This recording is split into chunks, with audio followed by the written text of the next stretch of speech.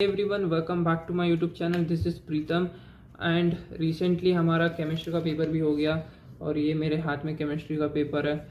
और मेरा वैसे सेट 2 आया था पेपर, जो कि मॉडरेट था पेपर बेसिकली। सेट 1 और सेट 3 भी ठीक ठाक था, मैंने देखा था उसका भी। मतलब सेट 3 थोड़ा टफ आया था बोल रहे थे जनरली, बट मैं आई एम नॉट श्योर। आप कमेंट में बता देना कि आपका पेपर कैसा हुआ एंड इवन आपका एक्सपेक्टेड स्कोर भी बताना कि मतलब आप कितना स्कोर कर सकते हो। या अब मैं अपना रिव्यू बताता हूँ ऑनेस्टली कि कैसा गया मेरा पेपर। सबसे पहले बात करें तो ओवरऑल पेपर मेरा ठीक ठाक गया, एवरेज।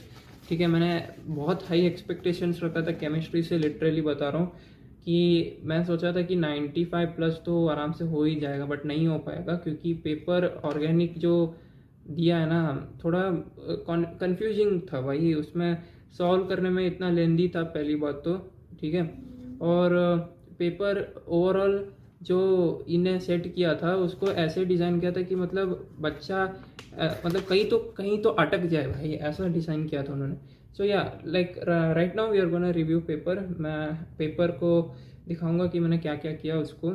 ओके, तो गाइज पेपर मेरा सेट 2 था ना, तो देखो सेक्शन ए में मेरे जो एमसीक्यूज है ना, यहाँ पर मुश्किल से मेरे 10 नहीं कितने, हाँ 11 सही हो जाएंगे मुश्किल से 16 में से, और थोड़े बहुत गलत हो जाएंगे, ठीक है। और सेट अगर हम सेक्शन बी में बात करेंगे तो इसमें देखो मैंने मतलब ऑलमोस्ट ये चारों किए ही है, ऐसा मतलब छोड़ा कुछ नहीं है, ये सब कर दिया मैंने।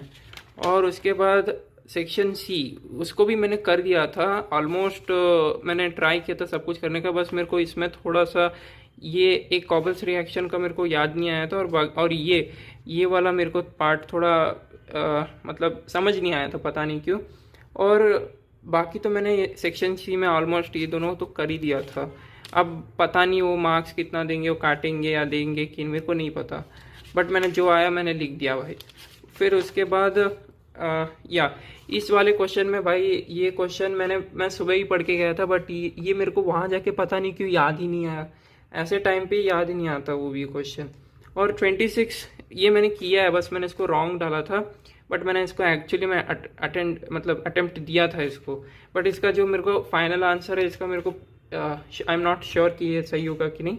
स्टेप मार्किंग मिल जाएगी, वही बड़ी बात है। बाकी 27 में तो मैंने बी अटेम्प्ट किया था, ये इजी लगा था तो मैंने कर दिया। इसका पता नहीं, मेरे को थोड़ा बहुत कन्फ्यूजिंग लग रहा था, बाकी मैंने बी अटेम्प्ट कर दिया था। उसके बाद मैंने उसको छोड़ा। बाकी उसका 28 का भी मैंने कर दिया था, आधा थोड़ा बहुत तो कर ही दिया हूँ मैंने, स्टेप मार्किंग तो मिल ही जाएगा। तो सेक्शन डी भाई यार, यहाँ पर है ना दिमाग बहुत ख़राब हुआ लिटरली, क्योंकि ये एक तो इनऑर्गेनिक में क्वेश्चंस ऐसे थे कि मतलब तुम इसको समझने में टाइम लग रहा था, और ऊपर से जब मैंने इसको पीछे देखा पलट के कि सेक्शन ई और हाँ ये ई में इतने बड़े बड़े क्वेश्चन है सारे, तो भाई मेरा तो सोचा कि मेरा पेपर तो होगा ही नहीं, इतना लेंदी पेपर है।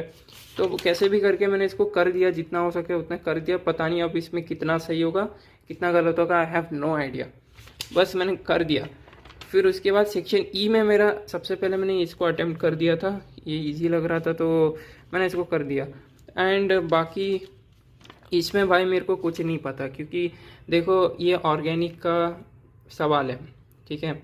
और मैं इसको ऑर्गेनिक मैंने कसम से उतना ज़्यादा पढ़ के गया ही नहीं था, क्योंकि समझ ही नहीं आया था पेपर, मतलब समझ ही नहीं आता वो कॉन्सेप्ट उतना।